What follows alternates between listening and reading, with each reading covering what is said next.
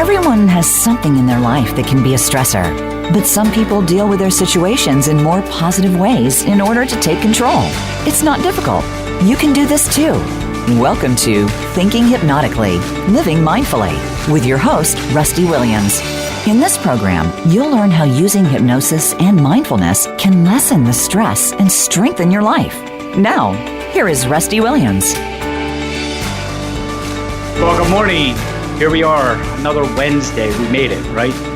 Halfway through the week, unless you had a job like I used to have as a police officer, and Wednesdays really didn't matter because you had days off throughout the week. But no matter what, we made it to Wednesday. Here we are, and I think it's really appropriate talking about that we've made it this far, because today's topic is going to be talking about adversity and resilience and how we can build resilience and the benefits of it. And don't forget to check me out. Check me out. That sounds good, doesn't it? Check out our website at njhypnosistraining.com, where we post blogs, information on training, information on certifications, things like that. All kind of research is there. And also check out our Facebook page, NJ Hypnosis Training, where we post weekly, maybe 2 or 3 times a week, information beneficial to things mindfully related and hypnotically related. And so today's topic is adversity and resilience, where we're going to talk about the benefits of being resilient and ways to strengthen and build resiliency in our lives so that we can better deal with the adversities we come across. And this is a topic that's very personal, very special to me, and we're going to have a guest joining us in just a minute. But let me explain why this is a topic that's so personal to me. I shared with you the very first episode of this show that I live with a tumor in my spinal cord and all the challenges in life that brings, both personally, medically, spiritually, financially. So there's adversity there. But what I haven't shared with you is what 2019 was like. Here we are starting the second month of 2020. But let me just give you a real quick snippet of my life a year ago. I'd been dealing with diverticulitis since 2017, and finally in March of last year, of 2019, I had surgery. I had a bowel resection where the surgeon removed about 1 foot of my colon because it was diseased from diverticulitis. That was supposed to be a 3-4 day hospital stay. That's about the average. I was in for 10 days because I developed what's called an ileus in my bowels. That's a great topic for a visual to start the day. But my bowels fell asleep. In major surgeries in the abdomen, I guess I was told this can happen. And so my bowels fell asleep and they never woke up. So I was in the hospital for 10 days, not being able to eat or drink anything for 10 days. Get released from the hospital, things are going good. 2 months later, I have a pain pump implanted in me to help with the pain. There's no narcotics in it, but there is a antispasmodic, if you will, that stops my muscles from going into spasms. The pain pump failed. The motor fried. And so my doctor had to call in an emergency prescription of the medicine that's in it, because without that, and because I'd been on it for so long, I could actually go into withdrawing from the medicine. And that's what happened. Even though I was taking the oral medicine, it wasn't strong enough, and my body was starting to go through withdrawal. So I took to the emergency room and emergency surgery to take out the old pain pump, put in a new pain pump. That was in May. Things are going great. My life is finally getting, this every other month thing continued, because in July, I started having a lot of pain in my abdomen, and my gallbladder decided to just, we're done with you. So into the ER, another admission with complications, another surgery for gallbladder surgery. Same doctor, by the way, the same surgeon. 2 months later, everything's going great. 2 months later, in September, my wife Elisa developed severe abdominal pain with high fevers, nausea. We take her to the emergency room. She's diagnosed with diverticulitis. And since between September and just the beginning of this year, January, Elisa had 6 hospital admissions in those 4 months, including 2 surgeries, a temporary colostomy, all kind of infections, coming home with PICC lines. That is an IV line where antibiotics can be given while you're home. But that's a long way of saying this. 2019 was a year of adversity for the Williams household. And so I am thrilled to be able to share today that we have a very special guest who, I don't know if she would call herself an expert, but after reading her books, I certainly think she is. Joining us today is going to be Linda Graham. Linda is a psychotherapist and mindful self-compassion teacher in the San Francisco Bay Area. She's the author of 2 books, Resilience, Powerful Practices for Bouncing Back from Disappointment, Difficulty, and Even Disaster, and the award-winning book, Bouncing Back, Rewiring Your Brain for Maximum Resilience and Well-Being. Linda integrates neuroscience, mindfulness, and relational psychology in workshops and presentations where she's trained thousands of clinicians and lay people just like you and me throughout the United States and in Canada, Australia, Europe, and in the Middle East. Linda, good morning, and thank you for joining us today. Good morning, Rusty, and thank you very much for having me and for sharing your story. Well, that's just part of the story, but yeah. So when Linda and I were talking just before we went live, and I was telling her how honored I am and how topical this is to me. And so, Linda, now you know why I say that. So let's hit the ground running because there's so many questions I have. My wife Elisa has read one of Linda's book, Bouncing Back, and I read the other book, Resilience, in preparing for this interview today. And my wife and I are comparing notes, and we're saying to each other, you have to read this book, and I'm saying, no, you got to read the book that I just read. So let me start by asking you this, Linda. In preparing for today's show, I Googled, for lack of a better word. I did some searching, some research. I even looked at scholarly articles on Google Scholar. And when you just type in resilience, it's such a broad topic that I was getting all kind of information from being resilient in just all kind of ways, in the business world, in the personal world. How would you describe resilience for the topic that we're going to talk about today? Well, when I told my brother Barry that I was writing a book on resilience, he said, "Oh, what's that?" "Oh, I know. It's bouncing back from the terrible." And I think that's a good enough definition for most people of resilience, which is bouncing back from the adversities and the challenges and the crises that we face in our lives. And I am honored to be talking with you this morning, but I'm also humbled because I hear the struggles of the human spirit to face the challenges that are part of the human condition. And I do teach about resilience, bouncing back from adversity, because whether it's personal, whether it's illness, whether it's relational in a marriage, whether it's business or in a job, whether it's a health issue, whether it's our national issues in national politics, there are certain principles and practices of resilience that would underlie facing any crisis, any catastrophe. And that's what I try to teach, is those general practices of resilience or having a resilience mindset that would allow us to cope with anything at all. Wow. Well, that would certainly be helpful. I mean, in the cultural landscape, the political landscape we find ourselves in today, in our own lives, what a gift that would be to give ourselves. Is there a reason that you got interested in resilience? I mean, was there, without obviously giving anything away that's confidential, but was there a patient of yours? Was there anything that happened that had you get this interest in resilience? Well, I've been a psychotherapist for 25 years, and basically every patient walks in with wanting to be more skillful and more empowered to deal with whatever disappointment, difficulty, or disaster they're facing in their lives. And people come in to therapy often if they feel overwhelmed by the stressors in their lives, or the lack of resources to cope with those stressors, or the lack of internal resources, their inner strength, their inner courage, their inner self-esteem. So I was finding that pretty much everyone is needing some help in finding those capacities of resilience within, and they are innate in our being because they're innate in our brain, and they can be cultivated and strengthened and developed. So I wrote the book Bouncing Back originally so I could have a book that I could hand my clients and say, here are some very practical tools, very practical techniques that you can use to rewire your brain and strengthen your own inner resilience.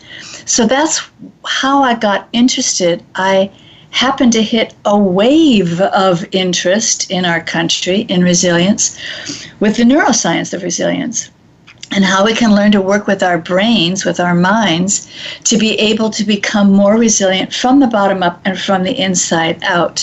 So that was part of why my teaching has just taken off, because I'm not talking just about belief systems or self-talk. I'm really talking about how you can rewire the neural circuitry in your brain to give you more flexible, adaptive responses to whatever stressor you're facing. I love that. And when I started this show, I shared with the listeners that everything I do in my practice is research-based. I'm not going to just talk about something just to talk about it. And I mentioned a lot about neuroscience, and I do a lot of research. Obviously, you are a licensed practitioner. I'm not, and you've probably forgotten more about neuroscience than I'll ever learn. But I think it's important for the listeners to understand that we really can rewire our brains, can't we? We can change the thought pathways, and it's not that difficult. And one of the things that I've always shared with my clients is sometimes the simplest way of finding a solution is often the best way. You know, I think we're geared to believe that if something has to be, a solution has to be long and complex and thought out till the nth degree, as my mom used to say. When in reality, some of the practices, some of the exercises, some of the techniques, the strategies, some of the simplest are the most effective way of literally rewiring our brains. So, Rusty, I have found that my patients very much like learning about how their brains work because it gives them a sense of empowerment and mastery. And I've also come to see that not only is brain change possible, but as many of the neuroscience experts say, it's more likely the brain changes on its own all the time anyway. And so we're wanting to learn how to harness that neuroplasticity. And as I teach more and more about resilience, I realize not only is it possible to rewire our brains, but to some extent we have a responsibility to learn how to do that. We have a responsibility to learn what are the tools that will help me live my life and relate to my people in my world and relate to my world more skillfully and more effectively. And of course, the magic is the brain learns best little and often. Small experiences repeated many, many times. That's how the brain changes its circuitry the best.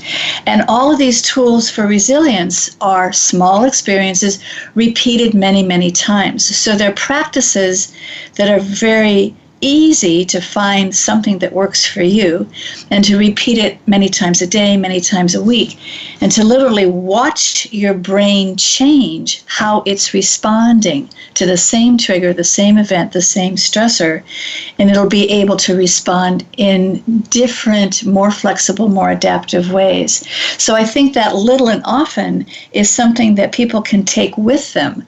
I can do small practices, repeat them many times, and I will change my life. Wow. Again, the simplest strategies, the easiest ones, tend to be the most effective. Now, right. Are there people that you have you found in your practice that some people are more resilient than others? I mean, what makes, is there the ideal patient for you? It would be a client from me since I'm not licensed. Is there an ideal patient for you that has that ability to increase, to build, to cultivate that resilience, or is it innate in all of us? Well, here we go. The capacity to be resilient is innate in all of us, unless there is some organic impairment in the brain that would prohibit that. But basically, we all have those capacities. What I've found makes the most difference is when people have had trauma, when their capacities to cope have been overwhelmed too many times or for too long or starting at too young of an age, then it's harder for the brain to function in the ways necessary to be able to rewire itself. So a lot of what I do with my patients is to heal any attachment trauma, any trauma from life events later in life, any complex developmental trauma, so that the brain has the flexibility that it needs to be able to respond to events differently. So really, the ideal patient is one who is willing to see what their patterns are and learn to change them. It's just taking responsibility for learning those tools. That's the ideal patient. And it's really not so dependent on how much trauma there's been, but how much willingness is there to do the work. So it's not so much about what's in your history, it's what's inside you that motivates you, that says, yeah, I'm going to take responsibility now and I'm going to work the best I can to be the best person I can be going forward instead of living in the past. Right. So there's two thoughts I'm going to respond with here. One is a quote from my colleague, Frankie Perez, who says, how you respond to the issue is the issue.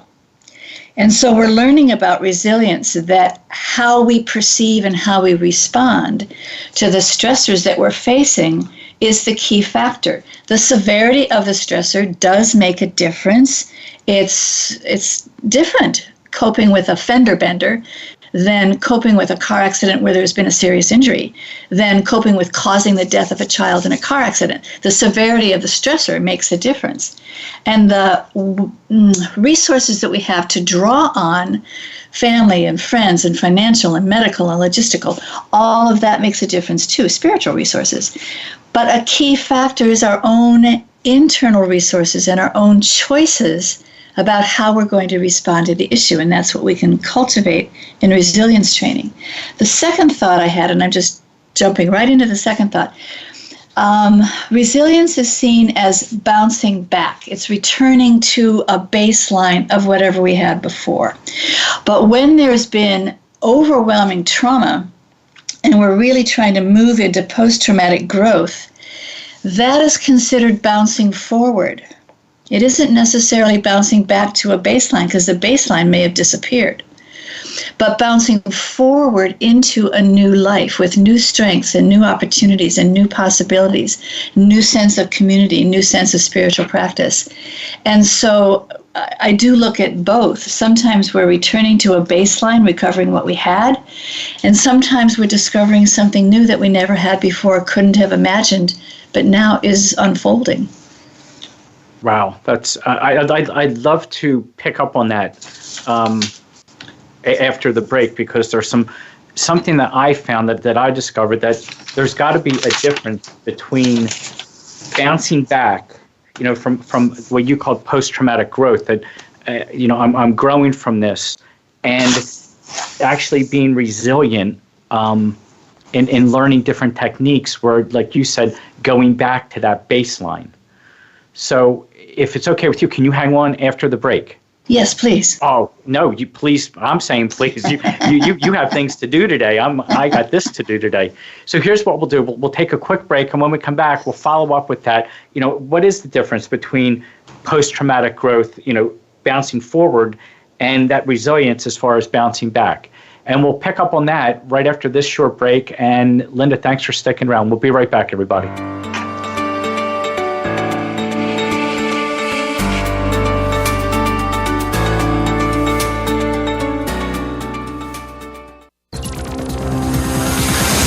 It's your world. Motivate, change, succeed. VoiceAmericaEmpowerment.com.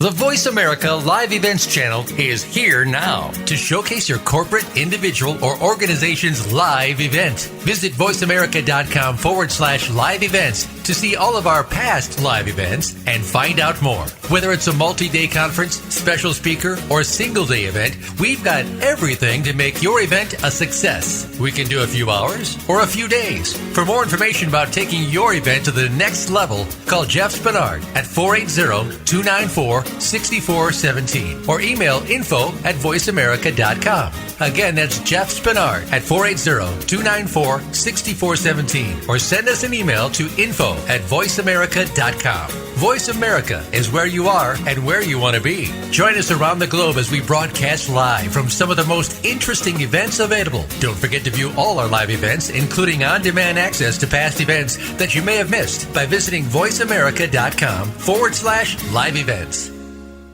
Have you become a member yet? Sign up now to become a member of Voice America. It's always free and easy. Plus, you get to take advantage of some great member benefits. Get unlimited access to millions of hours of on-demand content across all of our channels. Keep track of your favorite episodes, shows, and hosts in your own customizable library. Find out what shows you might be interested in based on your favorites. Plus, you get insider access with our newsletter.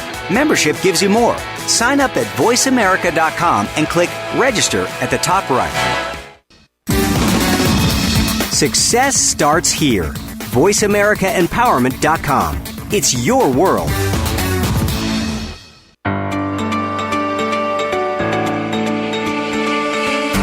You're listening to Thinking Hypnotically, Living Mindfully. To reach the program today, you're welcome to call in to 1-888-346-9141. That's 1-888-346-9141. If you'd rather send Rusty an email, his email address is 13.rwilliams@gmail.com. Now back to Thinking Hypnotically, Living Mindfully. Well, welcome back, everybody. And before the break, Linda and I were, Linda was talking, I was listening, but she was discussing, and at least I was asking the question about the difference between resilience, that is bouncing back, is Linda, the simple definition, and what she's described as post-traumatic growth. And Linda, maybe you can talk about the difference. I know both are important, but what is the difference? I grow from my adversities. I grow from the challenges. I share that with my clients that, we go through life, we learn, we grow. But what's the difference between that kind of growth, especially from something that's really bad that's happened, a trauma in our life, as opposed to just bouncing back and being resilient? Well, I think one of the hallmarks of bouncing forward, post-traumatic growth, is being able to learn from the experience. What are the lessons that I learned? How would I do it differently next time? Actually, what were the gifts in that mistake? What am I taking away from that experience? I think when we're developing a resilience mindset, we're sort of rehearsing that. We're pre-wiring that. And we're looking at any experience in life as a cue to practice resilience. Everything that happens, every stressor that happens, is a cue to practice resilience and learn from adversity. So the resilience mindset is more, we know that shit happens, but shift happens too. Oh, I love that. So we're always rehearsing and preparing ourselves for, well, if this was a moment that really walloped me, what can I learn from it? How can I learn to be more resilient from the get-go as I go forward? And I do teach bottom up and inside out. So when I'm working with patients, I teach somatic tools, how to regulate the nervous system. I teach emotional intelligence, how to manage the disruptive emotions and cultivate the positive emotions so we can shift the functioning of the brain. I teach relational intelligence within ourselves and how we deal with the self-talk that goes on inside of ourselves. Relational intelligence with other people so that we can both find people who can be refuges and resources, but also be able to differentiate from people who might be toxic in our lives. And then the reflective intelligence of being mindful, seeing clearly what's happening, seeing clearly our reactions to what's happening, having some compassion for our reactions to what's happening, and then being able to discern options and make wise choices. So I think there's really a whole program, there's a whole curriculum that allows us to meet every life experience differently, including learning from the most catastrophic ones. Got it. Wow. You just mentioned two things that in reading your book, there was so much connection with what you're doing in mindfulness, strategies, techniques, tools for resilience, and what I do with my clients in teaching them mindfulness techniques, not nearly to the level that you do, but also in hypnosis. And you mentioned a couple times right there the idea of self-reflection and of self-talk. And in your book, Resilience, if I remember correctly, you talk about the inner critic and the importance of acknowledging the inner critic and even thanking it for doing its job, the intention of keeping us safe. And in hypnosis, with Hypnotist, we do something similar.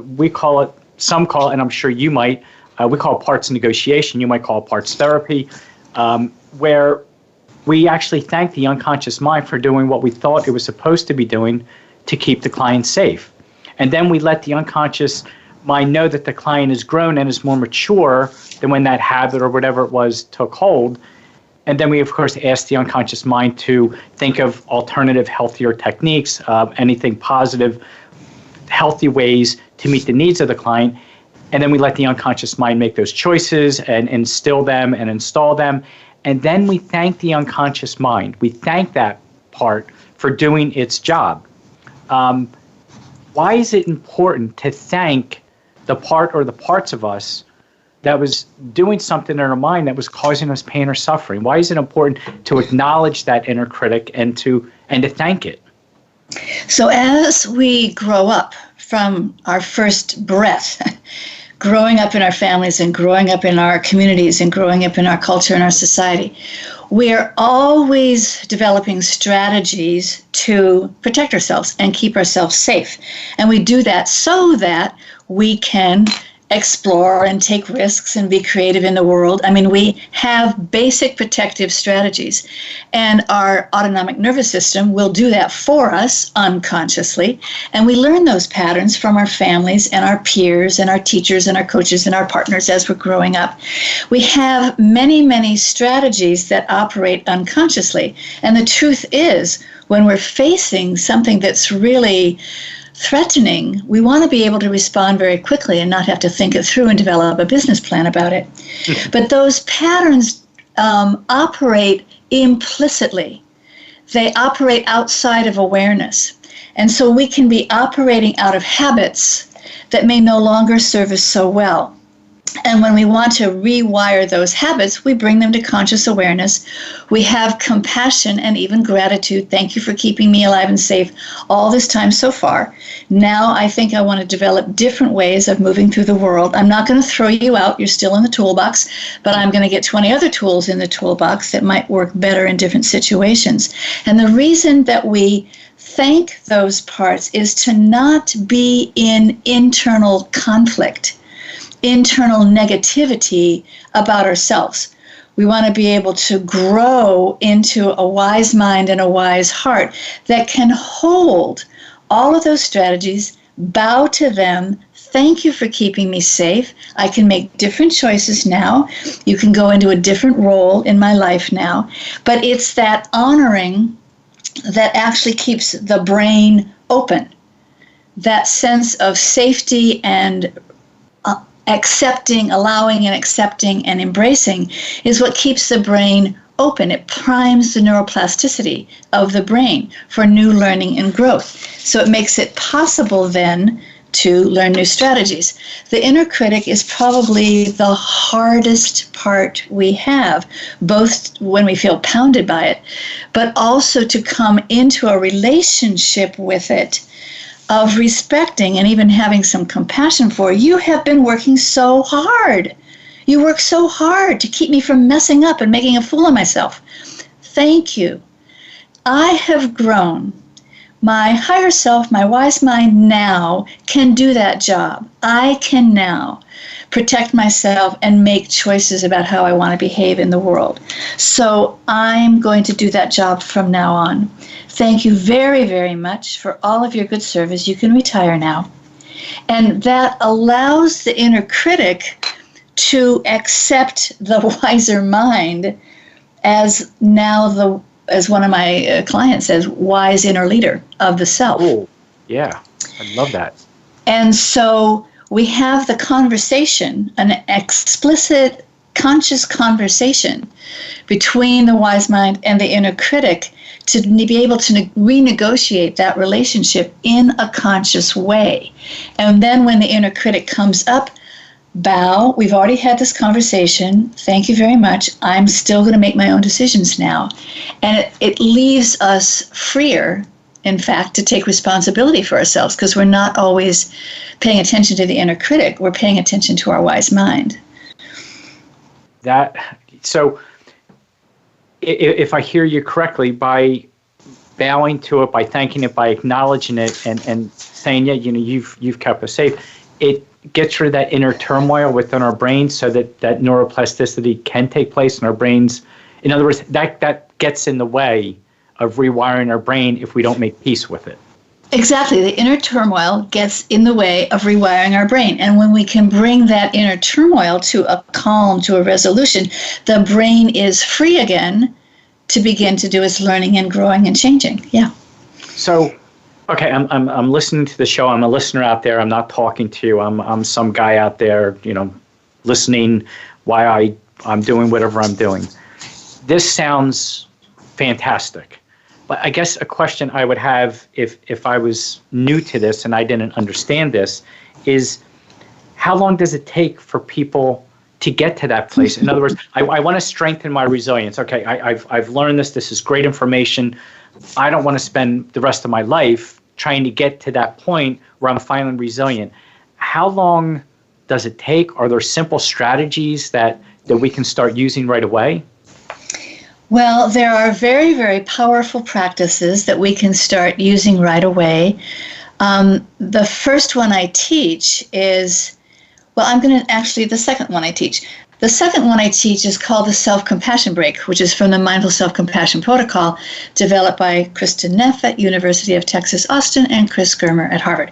And it's one of the most powerful techniques we have. When something is happening and we're distressed, and we take a moment to notice the distress, not just doing a bypass, not just repressing it or ignoring it, but taking a moment to mindfully notice, oh, yuck, this feels awful, and I don't know what to do. I'm feeling a little overwhelmed here.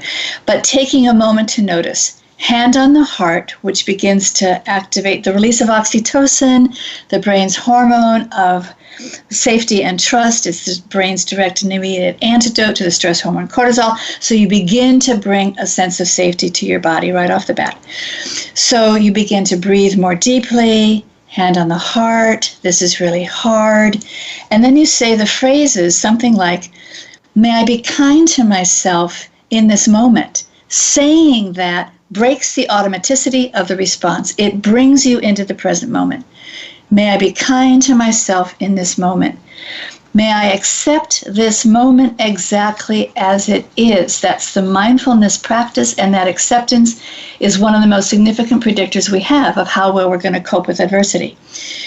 May I accept myself exactly as I am in this moment, because that acceptance, again, shifts the functioning of the brain from the contraction and reactivity and negativity to receptivity and openness and to optimism. May I give myself all the compassion and courageous action that I need, because we're doing a practice not just to feel better, but to do better. That practice is in the moment, in this moment, and it will shift things fairly immediately. But I expand that practice to say over time, may I be kind to myself in any moment. May I accept every moment exactly as it is, and that becomes a way of being. So we can do these practices that actually shift our response instantly. It will make a difference instantly. And when we repeat them over time and expand the practice, it can become a way of being. Resilience can become a way of being. Wow. You just blew my mind, only because in my notes that I have here, I have with an asterisk, and I'm looking right at it right now, so if you hear paper shuffling, I apologize. In my notes for this program, I have hand on heart exercise, page 36. That exercise, when I read it, the simplicity of it, and I've been practicing that, by the way, daily. And it sounds so simple. It sounds too simple. Let me. When I first read it, I'm going to be completely honest with you. There's no sense pulling any punches. I thought, come on, put my hand over my heart and just breathing in, But then I remembered really what mindfulness really is. And, I have to sometimes that self-talk, my own self-inner critic, sometimes uses a 2x4, by the way, hit me back upside the head to say, wait a minute, you're a mindfulness practitioner yourself. This is mindfulness. And the simplicity of it, I just love the idea of placing the hand on the heart, breathing in, breathing out, and giving those positive affirmations, not denying it, not suppressing it, but actually acknowledging it and moving forward and being kind and gentle with myself. What an amazing, simple tool. So I always suggest to my readers, my workshop participants, and my patients, experiment. Try hand on the heart, and if it works for you, great. And if it doesn't, you'll try something else. There's 133 exercises in the book Resilience, so there's something to try, and you'll find something that will work for you. The reason hand on the heart works is it very quickly begins to regulate the nervous system and bring the nervous system back to our baseline equilibrium. That is being resilient right there. We come back to our natural state of being calm and relaxed, but engaged and alert. And from there, the higher brain can stay online and begin to figure out what it wants to do to respond to the situation. So it's simple, but it's working with our natural, innate body brain in the way it needs to be worked with to come back to calm so that we can be resilient. So when I asked you, how long does it take for people to start strengthening their resilience? The answer is it starts immediately. Would that be the answer? Oh, so it starts immediately. One of the things I loved, I just recently learned that neuroscientists can see a difference in the brain when people smile for 20 seconds. 20 seconds of smiling causes a shift in the functioning of the brain that they can see in their scanners. So it can be instant, but we're talking about rewiring habits, creating a new habit. And I also read in a study from Greater Good Science Center that it takes 62 repetitions for the brain to establish that new neural circuitry in the brain as a new habit. So that's why we do things little and often, small experiences, hand on the heart, smiling at a friend, repeated many times, because it's the repetition that installs the neural circuitry. Wow. 62 times. Okay, I'm doing it as you're talking. I'm doing the math in my head as far as how often I need to do this but really, a couple times every hour to, when you're watching TV, when the commercial comes on. It's something as simple as that the small, easy ways to do this. Linda, we're running out of time. We're up against the break right now. I got to ask you this. I need to have you on again. I haven't gotten, I think, I'm looking at my papers, I'm looking at a board in front of me. I haven't even touched the number of questions that I have for you about your book. I'd like to talk about your books more, about your work. If possible, down the road, would you be willing? I know this, hopefully I didn't twist your arm too much and it wasn't too painful. I'd love to have you back on the show, though, if you're able to down the road. Rusty, send me an email. We'll work it out. I love being able to offer these tools because I do think they're helpful to people. Great. And Linda, before we go, where can people find you? How can they get in contact with you? So my website, which has many, many offerings, the archives of all the newsletters, the audio recordings of the exercises, the interviews with other experts on resilience, all free, easily downloadable. It's lindagraham-mft.net. lindagraham-mft.net. Wonderful. Linda, I want to thank you for giving up your time. I know you have a busy schedule today. And again, that's lindagraham-mft.net. If our listeners want to get a hold of you, check out Linda's website. I've been there. Yes, Linda, I was following you around. I was searching everything. It's a great website. It's easy to navigate. Linda, thank you so much for being with us today. Thank you, Rusty. I've enjoyed it. Great. And everyone, we'll be right back in just a few minutes.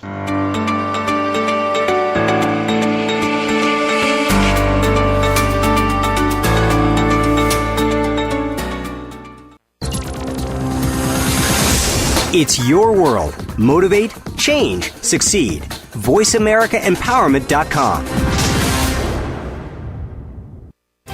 Tune in to the Voice America Variety channel on the Voice America Talk Radio Network. Voice America Variety broadcasts a diverse array of topics, reaching a global community. Our experts come from all walks of life, and the topics they discuss are everything from current events, arts and entertainment, leadership, parenting, relationships, self-improvement, career advice, and a variety of other topics. Check us out today. You're sure to find something of interest. Voice America Variety. Talk on today's hot topics. If you think you've seen online TV before, let us surprise you. VoiceAmerica.tv is online now. The leader in live internet talk radio has done it again. Multiple channels, a state-of-the-art viewing experience, live and on-demand programs streaming 24 hours a day. It's exactly what you want, when you want it. VoiceAmerica.tv. From health and wellness to business, sports, and everything in between. Discover our new world. Visit VoiceAmerica.tv now and experience the future of online television. VoiceAmerica.tv. Have you had a chance to check out Voice America's online magazine and blog? If you love our hosts and shows, check out articles that give an even deeper perspective, plus topics about health and fitness, movie reviews, philosophy, business tips and tactics, spirituality, positive thought, current events, and even more about your favorite host. It's just a click away at blog.voiceamerica.com. That's blog.voiceamerica.com. The Voice America Press Blog. All access, all the time. We're on Facebook along with some of the greatest minds of the world, and that includes you. Visit us on Facebook at Voice America Empowerment.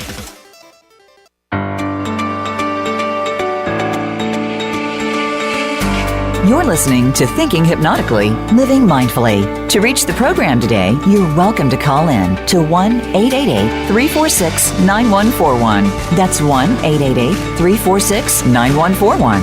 If you'd rather send Rusty an email, his email address is 13.rwilliams@gmail.com. Now back to Thinking Hypnotically, Living Mindfully.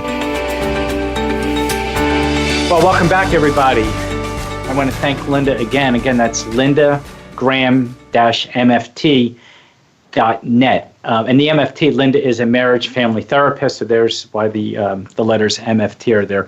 lindagraham-mft.net. It's a great, phenomenal website. And I was thinking during this break, I ran out of time.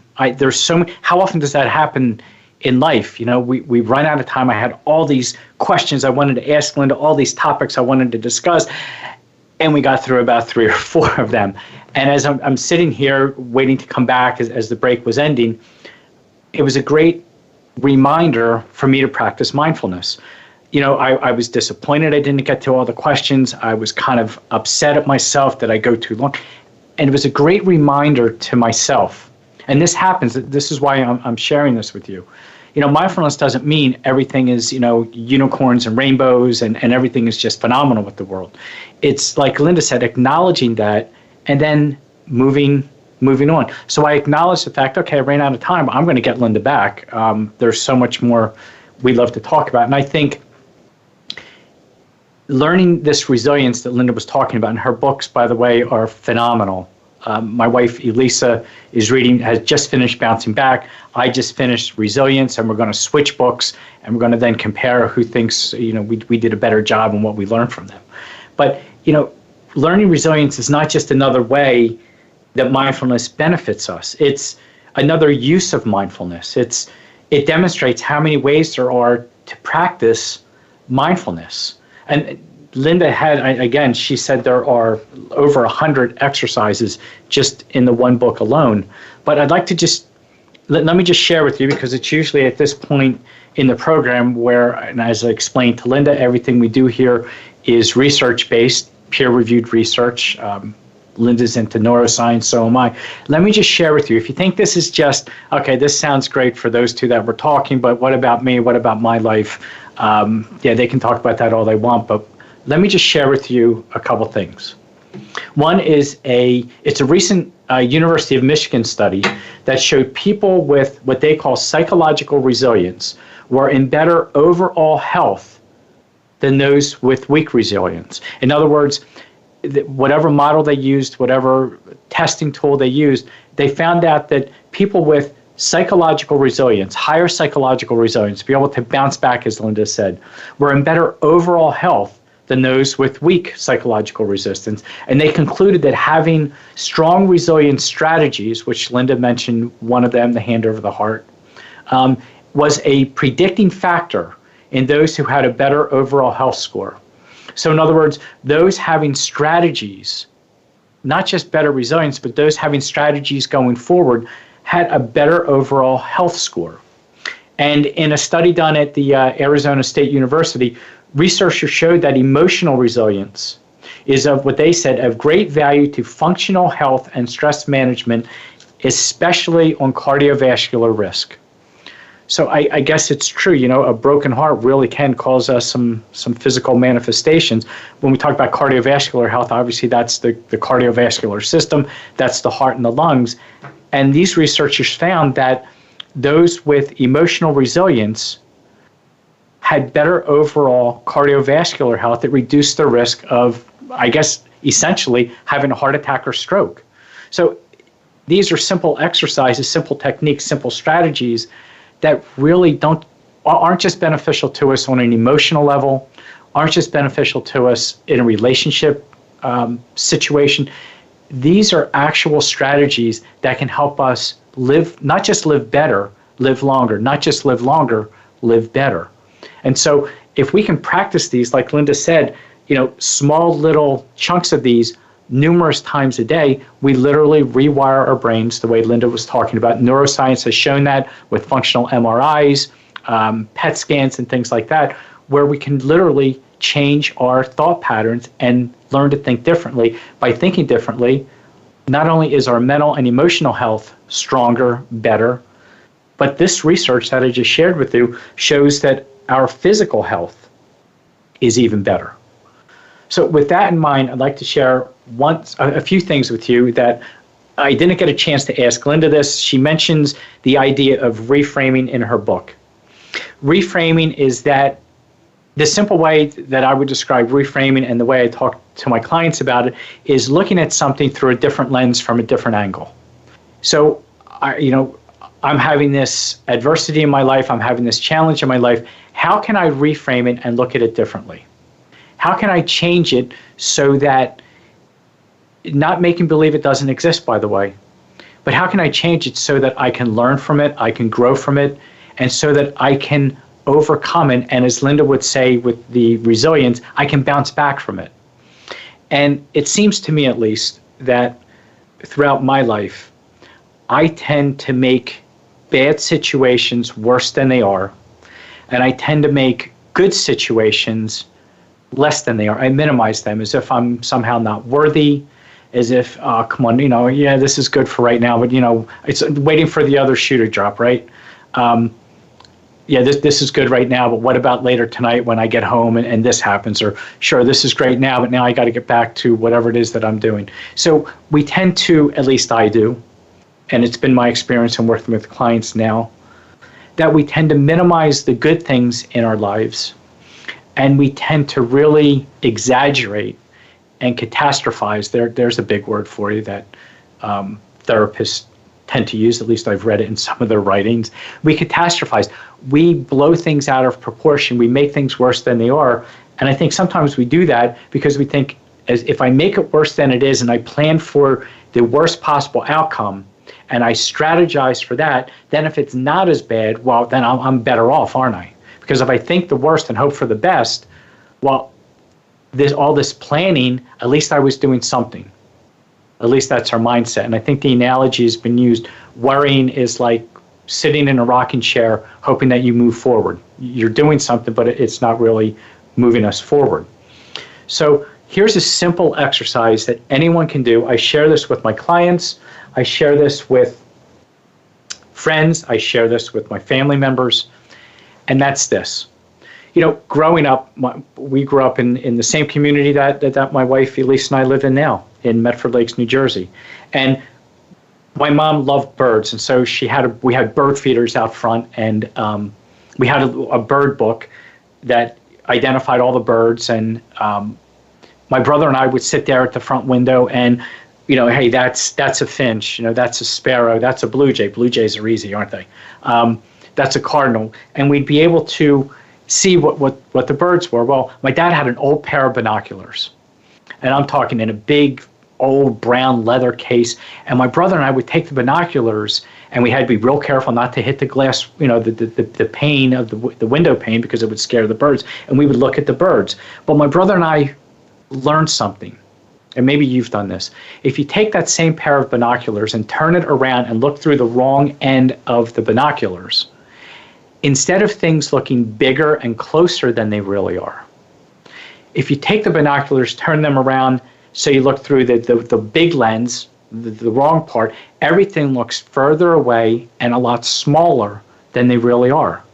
And those times in life when we're faced with adversity, with challenges, with trauma, we're not going to take the binoculars and look somewhere else. We're not going to close our eyes and make believe that it's not happening. But we can take those same binoculars that we've used and we've held up time after time after time and made things bigger than they really were, and to feel so much closer than they actually are. When in reality, they were out there, that was going on, it was there. But we tend to pick up those pair of binoculars so often, don't we? And we hold them up, and things become so big, so close, and we give them power, this issue, power that it really doesn't have. But if we take those same binoculars in our hand and we turn them around and we look through the big end instead of the small end, those same issues that are there, again, not making believe they don't happen, not making believe it's not real, but we can at least take those binoculars, and instead of making things bigger, making things closer, making things worse than they are, we can metaphorically, in our minds, take those pair of binoculars, look at that object, look at that situation, look at that problem. Heck, look at that person. We all have that one person in our lives, don't we? We can look at that, and that's still there, but it appears further away, and it appears a lot smaller than it actually is, or they appear a lot smaller than they actually are, whatever the issue is. So a simple technique you can use is to imagine you have a pair of binoculars, and you've been holding these binoculars with that issue, and it's made things a lot bigger, a lot closer, a lot worse than it really is. Take those same binoculars, turn them around, look through the bigger end, and have fun with this. Literally visualize this. Look through the bigger end, and everything will appear smaller and further away. And that gives you that moment. And it might just be a moment. It might be a minute. It might be a while. It might be like, wow, this is really helpful. I'm going to use it for all kind of things. But in that moment, it gives you time to take a breath, catch your breath, almost like someone threw you a life preserver. See things around this issue instead of just focusing on the issue. And that thing seems further away, it seems smaller than it actually is, and it gives you time to think, to come up with a strategy, to come up with a game plan, so that you're able to think logically, to think in a healthy way, instead of the emotional part of our brain that says, oh my God, this is horrible, how am I ever going to get through this? And remember what mindfulness is. Mindfulness isn't making believe that something doesn't exist. Mindfulness is simply being aware of the moment, that moment-to-moment awareness of where we are, what we're doing, who we're with, our environment, how we're feeling. But we can take that moment, and instead of catastrophizing what's happening in our lives, instead of making it worse, or at least seem worse, because let's face it, if we have the power to make it seem worse, don't we also have the power to make it seem smaller? If we have something we can make bigger, we can certainly make it smaller.